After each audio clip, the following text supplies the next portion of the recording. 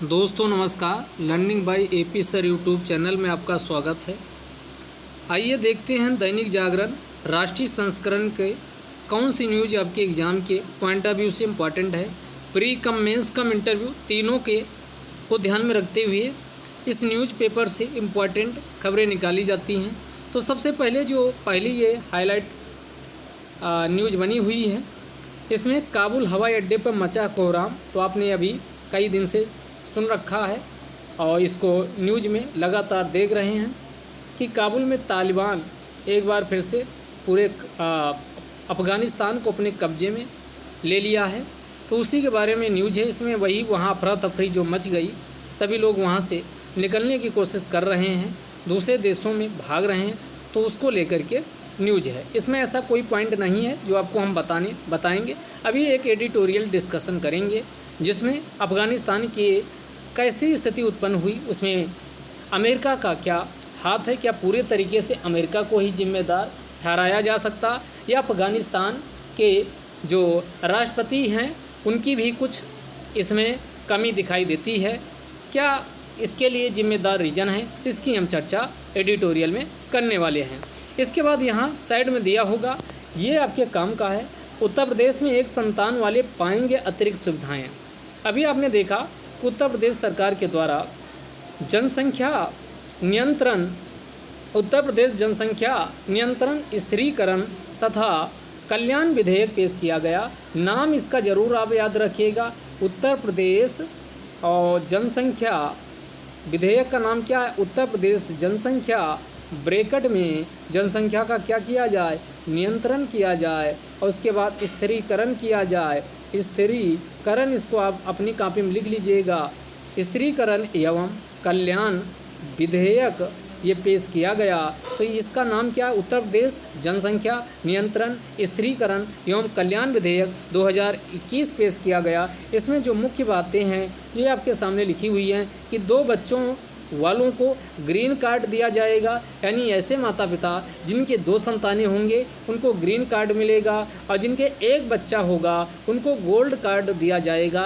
1 बच्चे वाले माता पिता को अधिक रियायतें व सुविधाएं मिलेंगी, 2 बच्चों वालों को उसकी तुलना में कुछ कम रियायतें दी जाएंगी। 2 संतान अगर आपकी होती है तो इसमें क्या किया जाएगा?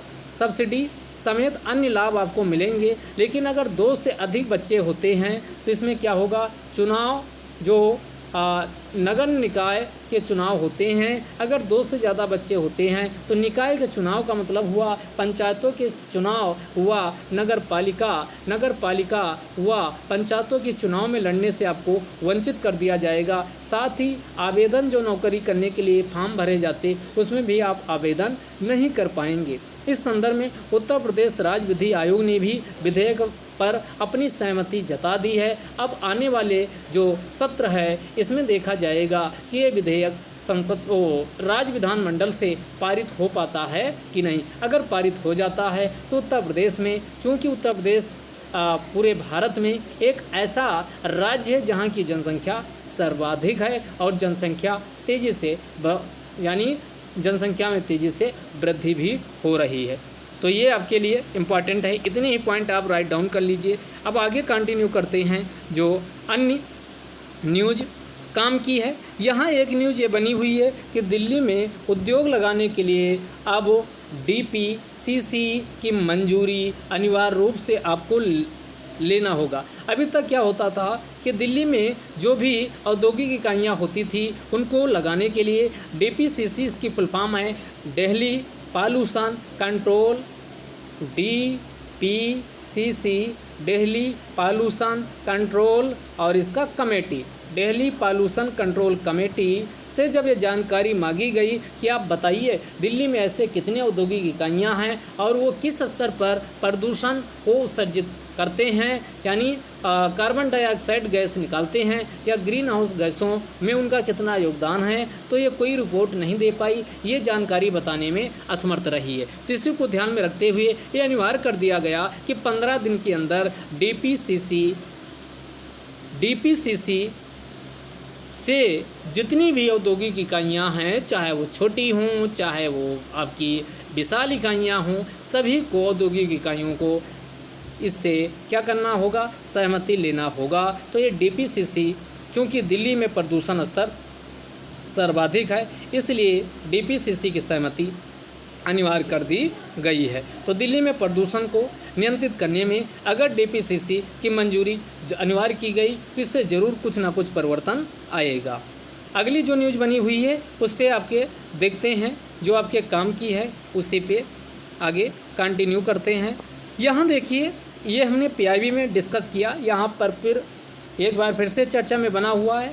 जो मानव संसाधन विकास मंत्री हैं, तो यहाँ कृषि व किसान कल्याण मंत्री हैं। कृषि व किसान कल्याण मंत्री कौन है, तो तोमर साहब, नरेंद्र तोमर के द्वारा खेती की हर एक चुनौती का मुकाबला करने में किसानों के लिए क्या किया है, एक दिल्ली में दुनिया का दूसरा सबसे बड़ा जीन बैंक का उद्घाटन किया गया है। राष्ट्रीय राजधानी, तो क्वेश्चन प्रीलिम्स में पूछेगा कि बताइए दुनिया का सबसे बड़ा दूसरा जीन बैंक कहाँ स्थापित किया गया, तो ये राष्ट्रीय राजधानी दिल्ली में इसे स्थापित किया गया है और यह जापान। अब यहाँ प्रश्न आपके मन में उठना चाहिए, नंबर 1 पे फिर कौन है जीन बैंक में, तो नंबर 1 पर विश्व का सबसे बड़ा जो जीन बैंक है उसे जापान में स्थापित किया गया है। अब इसकी हम कुछ अन्य विशेषताओं की बात करें तो यहाँ पर -20 सेंटीग्रेड पर किसी भी बीज को संरक्षित किया जा सकेगा। इतना ही नहीं, इसमें बताया गया कितने, तो ध्यान दीजिएगा दोस्तों, कितने 10 लाख जर्म प्लाज्म को संरक्षित करने की कैपेसिटी है। जो दिल्ली में विश्व का दूसरा सबसे बड़ा जीन बैंक स्थापित किया गया, इसमें 10 लाख जर्म प्लाज्म को संरक्षित करने की कैपेसिटी है। लेकिन अभी इसमें कितना है, तो दोस्तों ध्यान दीजिएगा, जो अभी क्षमता इसमें बताई जा रही है 4.5 लाख जर्म प्लाज्म का संरक्षण किया जाएगा। और इनमें से 2.7 लाख जो जर्म प्लाज्म है वो इंडिया का है, बाकी कहाँ विश्व के अन्य देशों का जर्म प्लाज्म संरक्षित किया गया है। यानी 2.7 लाख घरेलू प्रजातियों के जर्म प्लाज्म हैं, बाकी अन्य देशों के जर्म प्लाज्म को संरक्षित किया गया है। तो इससे क्या होगा, भारत में जो स्वदेशी फसलों की विविधता है उसको भी बढ़ावा मिलेगा और विभिन्न फसलों की वैरायटी को भी संरक्षित किया जा सकेगा। तो इससे भारत में क्या होगा, एक सकारात्मक परिवर्तन देखा जा सकेगा। किसानों की आय को भी इसके माध्यम से दुगना करने में यह एक कारगर कदम साबित होगा। तो ये आपका हमने पीआईबी में भी इसके बारे में चर्चा किया था, यहाँ एक बार फिर से आपको रिवीजन करवा दिए हैं दुनिया का दूसरा सबसे बड़े जीन बैंक के उद्घाटन को लेकर के। अगला आइए, यहाँ दूरदर्शन पर दिखाया जाएगा रग रग में गंगा सीजन 2। रग रग में गंगा सीजन 2 को किस पे दिखाया जाएगा, दूरदर्शन पर दिखाया जाएगा। इसी को रग रग में गंगा सीजन 2 नाम दिया गया। तो नमामि गंगा जो अभियान चल रहा है, कौन दोस्तों, नमामि गंगा, नमामि गंगे अभियान के अंतर्गत इसे शुरू किया गया है। इसमें जो गंगा की निर्मल व अविरल धारा है उसमें जनता की भागीदारी बढ़ाने के लिए दूरदर्शन के द्वारा रग रग में गंगा कार्यक्रम के सीजन 2 के जरिए जागरूकता अभियान चलाया जाएगा।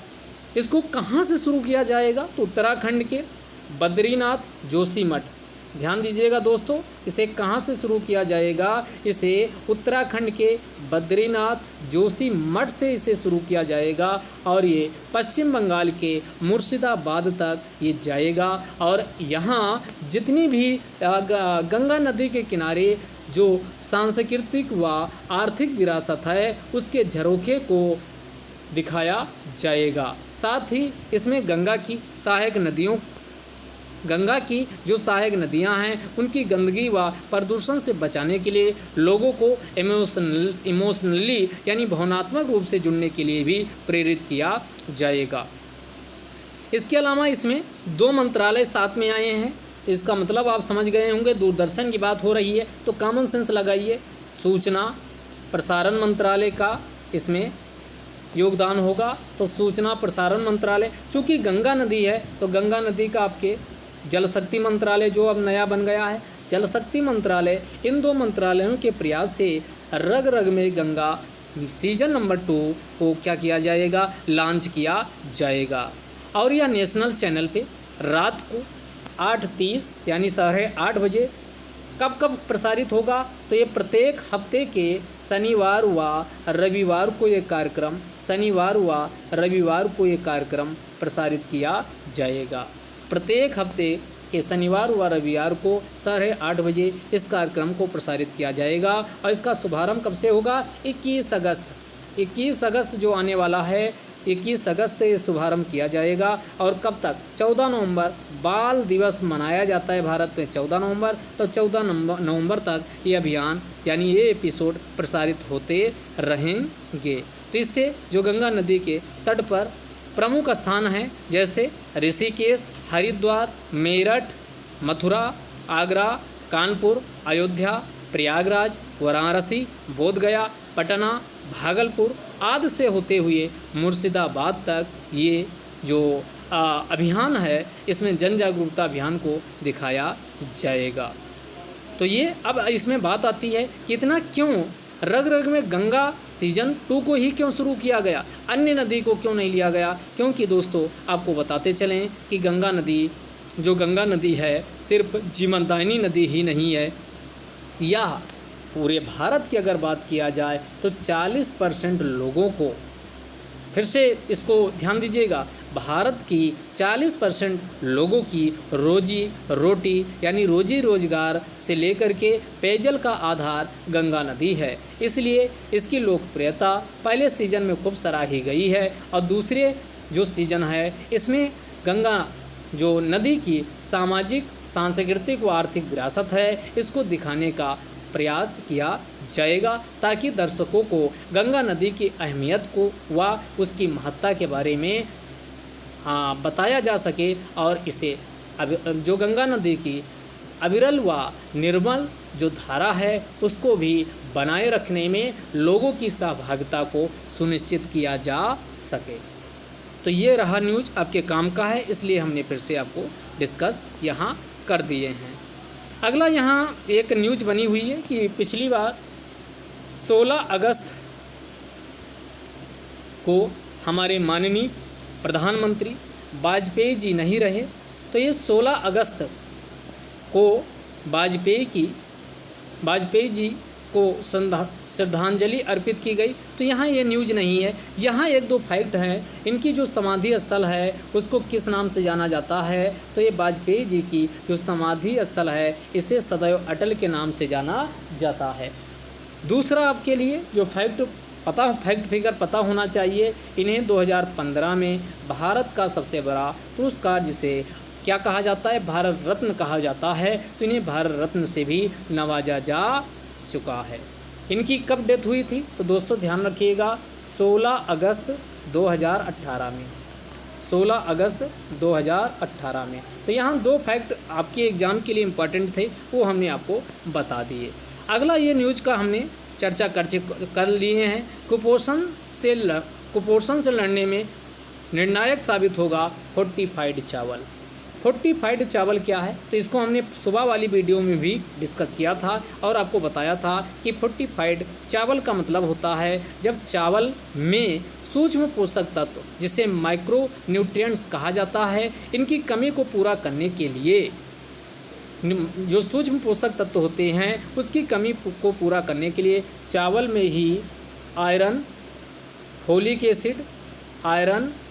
एसिड साथ ही विटामिन B12 का रासायनिक नाम क्या है, वैज्ञानिक नाम साइनोकोबालामिन कहा जाता है। तो B12 आदि को मिलाया जाता है तो उसी को फोर्टिफाइड चावल के नाम से जाना जाता है। और इसको जो ये चावल जो बताया जा रहा है फोर्टिफाइड चावल होगा, इसकी जो संरक्षण ये कितने, तो ये 1.5 साल तक 1.5 यानी 1.5 साल तक इसे संरक्षित किया जा सकेगा। कितने, 1.5 साल तक इसे संरक्षित किया जा सकेगा। अब यहाँ बात आती है कि ये जो फोर्टिफाइड चावल है इसे क्यों ऐसा विचार आया, क्या पहली बार हो रहा, क्या भारत में इसके बारे में कुछ पायलट प्रोजेक्ट के स्तर पे परीक्षण हो चुका है। तो दोस्तों बताते चलें आपको कि ये 15 राज्यों में 15 राज्यों में पायलट प्रोजेक्ट के तौर पर पायलट प्रोजेक्ट के तौर पर 2021 में इसके बारे में परीक्षण किया जा चुका है, जिसके सकारात्मक परिणाम दिखाई दिए हैं। अब भारत में क्यों ज़रूरी है? क्योंकि भारत के संदर्भ में यहाँ एक रिपोर्ट है WHO की। WHO की रिपोर्ट बताती कि भारत में प्रत्येक दूसरी महिला एनीमिया, किससे? खून की कमी को क्या कहा जाता है? एनीमिया से ग्रसित है। और भारत में प्रत्येक चौथा बच्चा कुपोषण से ग्रसित है। ये WHO, ये रिपोर्ट आप अपने आप लिख लीजिएगा और इसका कहीं भी पेपर में आए तो इसका यूज करिए। WHO की रिपोर्ट कहती है कि भारत में प्रत्येक दूसरी महिला एनीमिया से ग्रसित है, जबकि प्रत्येक चौथा बच्चा कुपोषण का शिकार है। इतना ही नहीं, भारत में ये WHO की ही रिपोर्ट कहती है कि 70% आबादी, कितने परसेंट दोस्तों? भारत में 70% आबादी को निर्धारित पोषक की जो मात्रा है, जितना निर्धारित पोषक की मात्रा है उसका 50% ही मिल पाता है। और भारत में 68% मौतें जो 5 वर्ष से कम आयु के बच्चे की मौतें होती हैं, इनमें से 68% मौतें जो हैं दोस्तों, ध्यान दीजिएगा, वो कुपोषण की वजह से होती हैं। और भोजन में आयरन की कमी इत्यादि की वजह से, एनीमिया के कारण भी भारत में बहुत सारी मौतें होती हैं। इससे एनीमिया के कारण भारत में होने वाली मौतों की वजह से भारत को हर साल GDP का कितना? तो GDP का 1% नुकसान उठाना पड़ता है। इसका मतलब हुआ, ये अगर एग्जैक्ट डेटा हम इसका निकालें तो 1.35 लाख करोड़ रुपए का भारत को हर साल नुकसान उठाना पड़ता है। अब एक दूसरा डेटा यहाँ दिया जा रहा, जिसे NSO का डेटा कहा जाता, नेशनल सैंपल सर्वे ऑर्गेनाइजेशन के डेटा के हिसाब से कहा जाए कि आपके मन में प्रश्न उठना चाहिए, भाई आप ये बताइए कि चावल में ही फोर्टिफाइड क्यों किया जाएगा? गेहूं भी हो सकता था या अन्य अनाज हो सकता था। तो दोस्तों आपको बताते चलें, यहाँ NSO का डेटा कहता है कि भारत में कितना? 68% लोगों का, 50% से ज़्यादा हो गया, 2/3 आबादी, 68% लोगों का मुख्य भोजन जो है वो चावल है। भारत में 68% लोगों का मुख्य भोजन जो है और चावल है। और चावल इसी NSO की रिपोर्ट है, ये कहती है कि जो PDS के माध्यम से लोगों को चावल उपलब्ध करवाया जाता है, कितने? 81 करोड़ लोगों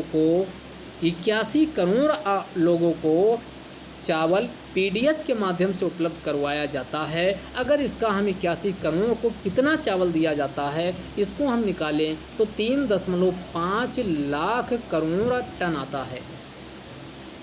कितना? 81 करोड़ लोगों को चावल PDS के माध्यम से उपलब्ध करवाया जाता है, जो कि 3.5 लाख करोड़ टन चावल का वितरण किया जाता है। अगर हम आगे बात करें, जो आंगनबाड़ी केंद्र हैं, इनके माध्यम से कितना चावल का वितरण किया जाता है, तो इसके माध्यम से जो 8.5 करोड़, ये डेटा लिख लीजिएगा, 8.5 करोड़ बच्चे व गर्भवती महिलाओं को जो ICDS है, इंटीग्रेटेड चाइल्ड डेवलपमेंट स्कीम है, उसके अंतर्गत चावल की आपूर्ति की जाती है। तो 8.5 करोड़ ICDS के अंतर्गत चावल की आपूर्ति गर्भवती महिलाओं व बच्चों को की जाती है। इसके अलावा कितना? 10.4 करोड़, कितना? 10.4 करोड़ जो स्कूली छात्र छात्राएँ हैं, उनको मिड डे मील के माध्यम से चावल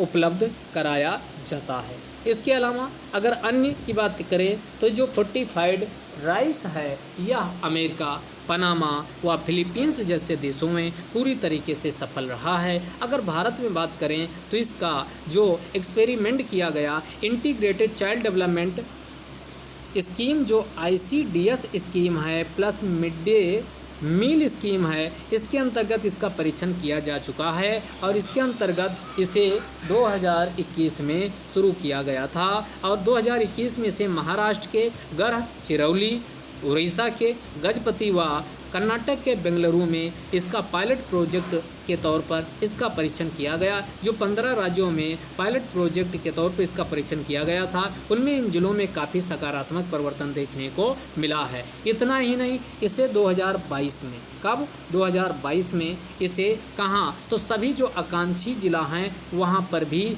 इसे लागू किया जा चुका है। अब सरकार की मंशा क्या है कि 2024 में जितने भी पब्लिक प्लेस हैं 2024 को राशन प्रणाली के माध्यम से, यानी राशन प्रणाली के माध्यम से सभी को फोर्टिफाइड चावल उपलब्ध कराने की सरकार योजना बना रही है। तो ये मेंस के पॉइंट ऑफ व्यू से भी काफ़ी इम्पोर्टेंट था, हमने इसको अच्छे से डिस्कस कर लिया।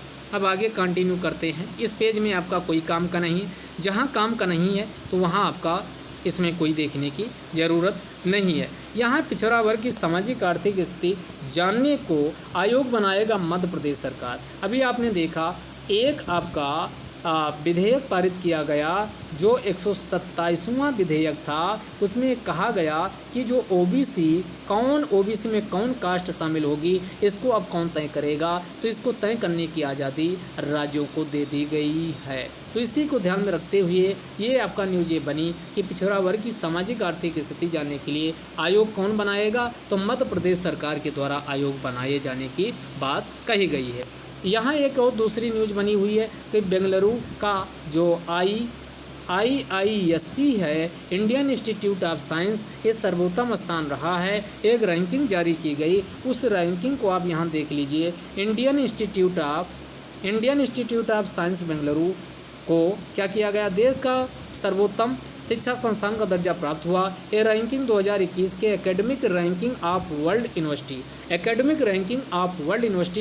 की 2021 की रैंकिंग है। इसमें दूसरे नंबर पे कलकत्ता विश्वविद्यालय नंबर 2 पे रहा है। नंबर 1 पे IISc बेंगलुरु रहा, नंबर 2 पे कलकत्ता रहा, और नंबर 3 पे अगर इसमें बात करें तो नंबर 3 पे इस बार बनारस हिंदू विश्वविद्यालय को दर्जा प्राप्त हुआ है। जबकि नंबर 4 पे IIT दिल्ली, जो IIT दिल्ली है उसका नंबर आता है। तो 4 संस्था आपको पता होना चाहिए। आगे कंटिन्यू करते हैं। तो ये न्यूज़ आपके काम की है, इसको आप देख लीजिएगा। इसके बाद अगला इसमें देखते हैं जो आपके काम का है। यहाँ मुल्ला बरादर को लेकर अभी सतर्क रहेगा भारत, क्योंकि ये कहा जा रहा है जो तालिबान के यानी प्रमुख नेता हैं मुल्ला बरादर, ये अफ़गानिस्तान के अगले क्या हो सकते हैं, ये अगला राष्ट्राध्यक्ष हो सकते हैं। तो इसको भारत अभी इनका ना तो समर्थन कर रहा, भारत को अभी जल्दबाजी नहीं करनी चाहिए। तो वही इसमें न्यूज़ बना हुआ है। उसके बाद आगे देखते हैं अफ़गान संकट के इसमें आपका कोई काम का है नहीं इस वाले पेज पे। अब सीधे आगे चलते हैं। हाँ, बाकी तो ये अब यहाँ देखिए इस वाले में अमेरिकी धोखे की कीमत चुकाता अफ़गानिस्तान। एडिटोरियल ब्रह्मा चलानी के द्वारा लिखा गया। अच्छा, इसमें एडिटोरियल है। इसमें इन्होंने बताने की क्या कोशिश की है कि जो डोनाल्ड ट्रंप के द्वारा और जो वर्तमान राष्ट्रपति अमेरिका के जो बाइडन हैं उनके द्वारा जो अमेरिका में आज स्थिति उत्पन्न हुई, उनमें पूरी तरीके से अफ़गानिस्तान की जो आज स्थिति है उसके लिए जिम्मेदार कौन है, तो इनको बताया गया कि इसके लिए अमेरिका जिम्मेदार है। अमेरिका के द्वारा अब सोचिए इनके यहाँ एक सर्वे करवाया गया, उस सर्वे के हिसाब से अमेरिका में एक सर्वे करवाया गया, और उस सर्वे जो सर्वे कराया गया उसी को गैलप सर्वे नाम दिया गया। गैलप सर्वे, इस गैलप सर्वे में ये पता चला कि 47% लोगों ने माना, 47% अमेरिकियों ने माना कि अफ़गान युद्ध एक गलती थी। अफ़गान जो युद्ध अमेरिका के द्वारा शुरू किया गया वो एक गलती थी, जबकि 46% लोग इसके विरोध में थे, जिनमें 47% जो अधिकांश इसमें लोग शामिल हैं वो डेमोक्रेटिक विचारधारा को मानने वाले थे। इसके अलावा इसमें जो तालिबान के साथ अमेरिका का समझौता हुआ, तालिबान के माध्यम से जो समझौता अमेरिका के द्वारा किया गया वो भी क्या था, पूरी तरीके से यानी गलत था। पूरी तरीके से अमेरिकी सेना का अफ़गानिस्तान से उठाया जाना ये भी गलत था, चूँकि इसमें एक डेटा दिया गया और इन्होंने बताने की कोशिश की है कि अफ़गान सुरक्षा बल के जो जवान थे उनमें से 10,000 जवानों ने जो जान गंवाई है वो 10,000 जवान केवल अफ़गानी हैं, जबकि 99 जो सैनिक हैं वो अमेरिका के मारे गए हैं। इससे संकेत मिलता है कि अमेरिका के द्वारा युद्ध क्षेत्र तो इसे घोषित कर दिया गया, लेकिन अमेरिका अफ़गान के जो सेना थी उसको अच्छे तरीके से प्रशिक्षित नहीं किया गया। तो यहाँ एक बताया गया कि अफ़गानिस्तान की वही स्थिति की गई जो 2019 में कुर्दिस्तान यानी कुर्द लोगों की अमेरिका के द्वारा किया गया था। इस प्रकार अमेरिका के द्वारा अफ़गान सेना के साथ क्या किया गया, विश्वासघात किया गया है। इसके बाद जो सैन्य वापसी का मामला जो बाइडेन का था, उन्होंने अचानक क्या किया, यानी 8500 सैनिक, यहाँ डेटा दिया गया कि 8500 सैनिक और 18,000 जो अमेरिकी कंट्रैक्टर थे उनको तुरंत वापस कर लिया गया। और तुरंत वापस करने से अमेरिका में पूरी क्या हुई, यानी जो सेना की या अन्य आयुध तंत्र का प्रचलन था वो पूरी तरीके से ठप हो गया। इसके अलावा जब भी अमेरिका, अब समझिए कि अमेरिका जैसे ही यहाँ से उठा तो यहाँ पर जो सेना थी किसकी, तो जो सेना थी अफ़गानी सेना, उसकी संख्या काफ़ी ज़्यादा थी, लेकिन वह मुट्ठी भर जो तालिबानी सेना थी उससे मुकाबला करने में नाकाम रही है। और जैसे ही तालिबानियों ने मुख्य शहरों पर अपना कब्जा करना चाहा, वैसे ही ये सब जो मुख्य ठिकानों पर कब्जा करना चाहा, वैसे ही आत्मसमर्पण कर दिया गया। किसके द्वारा, अफ़गानी सैनिकों के द्वारा। इससे या इसका अर्थ इससे या निष्कर्ष निकाला जा सकता है कि अमेरिका ने किसी भी प्रकार से ट्रेनिंग इत्यादि प्रदान नहीं किया अफ़गानी सेना को। तो इसमें जो पैराग्राफ में बताया गया वो यही बताया गया कि जो तालिबान की वापसी हुई है ये केवल इससे अमेरिका की छवि को नुकसान पहुंचा ही है, साथ ही जो अमेरिका दुनिया में महाशक्ति बनने की सोच रहा था उस पर भी क्या हुआ है, उस पर कुठाराघात हुआ है। और इस प्रकार जो अफ़गानिस्तान है, अफ़गानिस्तान में राजनीतिक अस्थिरता भी उत्पन्न हुई है। अंत में ब्रह्मचलानी जी इसमें निष्कर्ष के रूप में कहते हैं कि तालिबान की वापसी ने भारत की चुनौतियों को भी बढ़ा दिया। क्यों चुनौतियां बढ़ी हैं, क्योंकि इसमें पाकिस्तान और तालिबान के बीच अगर तालमेल हो गया तो ये भारत के लिए क्या होगा, चुनौती उत्पन्न होगा, क्योंकि पाकिस्तान को सपोर्ट कर रहा चाइना, और चाइना का हस्तक्षेप सीधे अफ़गानिस्तान में होना भारत के लिए खतरे की घंटी है। भारत के लिए क्या है, खतरे की घंटी है। तो भारत को ऐसी स्थिति में बहुत सोच समझ के कदम उठाने की ज़रूरत है। तो ये आपका ये मेंस के पॉइंट ऑफ व्यू से इम्पॉर्टेंट है, ये ध्यान रखिएगा। बाकी अब आगे कंटिन्यू करते हैं। प्रवासी श्रमिक के लिए सार्थक प्रयास, तो इसमें आपका कुछ डेटा आपके काम का है, उसकी हम चर्चा कर लेते हैं कि भाई इसी जो काम का डेटा है वो आप राइट डाउन कर लीजिए। इसमें बताया गया कि 854 पे कितना एक एलोपैथिक डॉक्टर उपलब्ध है, एक एलोपैथिक, इसको आप अपने कॉपी में लिख लीजिएगा। 854 व्यक्तियों पर एक एलोपैथिक डॉक्टर, जबकि 559 व्यक्तियों पर एक नर्स उपलब्ध है। ऑक्सफैम इंडिया की रिपोर्ट अगर देखें तो अस्पतालों में जो बिस्तर की उपलब्धता है उसके हिसाब से अगर देखा जाए तो बिस्तर की उपलब्धता के हिसाब से 167 देशों में भारत की जो रैंकिंग है वो 155वें स्थान पे है। भारत में जो 10,000 आबादी पर कितना, मात्र 5 बिस्तर उपलब्ध हैं, जो कि काफ़ी कम है। कितनी, 10,000 आबादी पर भारत में मात्र 5 बिस्तर क्या हैं, उपलब्ध हैं। 15वें वित्त आयोग की रिपोर्ट के अनुसार एक उच्च स्तरीय समिति का गठन किया गया, जिसने सिफारिश की है कि भारत को जीडीपी का कम से कम 2.5% किस पे खर्च करना चाहिए, स्वास्थ्य क्षेत्र पर खर्च करना चाहिए। कुछ इसमें डेटा बताया गया कि कुछ परिवर्तन भी देखने को मिला है। जैसे इसमें बताया गया कि 1990 में भारत में जो औसत आयु हुआ करती थी 59.6 वर्ष थी, और ये 2019 में जब हम देखते हैं तो इसमें परिवर्तन आया, ये 70.8 वर्ष हो गई है।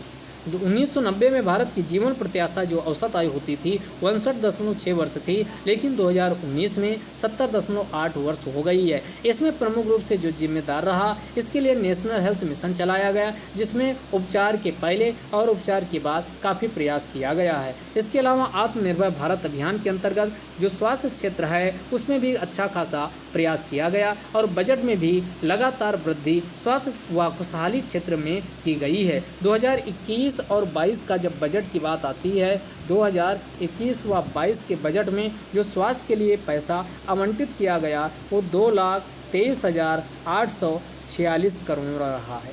2,23,846 करोड़ रुपये आवंटित स्वास्थ्य क्षेत्र में किए गए, जबकि इसके पिछले सालों का बजट देखोगे 2020 व 21 इसका जो बजट रहा है वह 94,452 करोड़ रुपये रहा है। कितना? 94,452 करोड़ रहा, जो कि ज़्यादा है। और अंत में जो कि 2021 का ये है, ये कम है, और 21-22 में जो 2,23,846 करोड़ उसकी तुलना में दुगने से भी ज़्यादा है।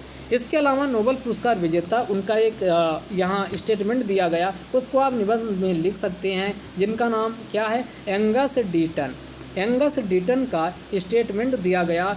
इनकी एक बुक है, उस बुक का नाम है स्वास्थ्य, धन और असमानता, हेल्थ, मनी एंड इनइक्वलिटी, ये बुक का नाम है। इस स्वास्थ्य, धन और असमानता नामक बुक में उन्होंने कहा कि जो महामारी और संचारी रोग होते हैं ये आर्थिक विकास के सबसे बड़े शत्रु हैं।